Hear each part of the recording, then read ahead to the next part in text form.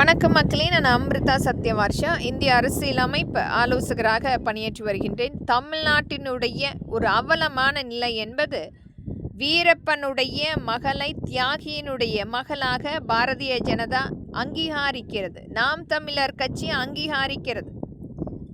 திருடர்களுடைய வாரிசுகள் வழி வழியாக அரசியல் அமைப்பில் வந்து கொண்டிருக்கின்றார்கள்.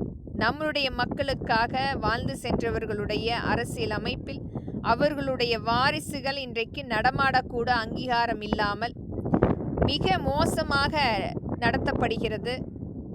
இன்றைக்கு தமிழ்நாடு என்பது திரைப்படம் சார்ந்த நபர்கள் அங்கீகாரத்தோடு ஒரு இறந்தால் கூட அவர்களுக்கு விமர்சையாக அரசு அங்கீகாரத்தோடு தகனம் நடக்கப்படுகிறது.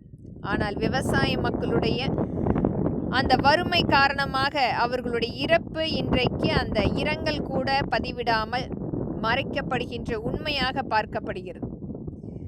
இது மட்டுமா தமிழ்நாட்டினுடைய வளர்ச்சி? இன்றைக்கு குற்றவாளிகளுக்கும் ஒரு கொலைகாரர்களுக்கும் தியாகி என்ற பட்டத்தோடு அங்கீகாரத்தோடு ஆளுகின்ற அரசாங்கம் மத்திய அரசும் அங்கீகரித்து கொண்டிருக்கிறது. ஆனால் தமிழ்நாட்டில் இன்றைக்கு மிக மோசமான அனுபவங்களை மட்டுமே நாம் பார்த்து கொண்டிருக்கிறோம். இது மக்களிடத்தில் ஒரு அங்கீகாரமான ஒரு கேள்வியாக நான் பதிவிடுகின்றேன். நன்றி மக்களே.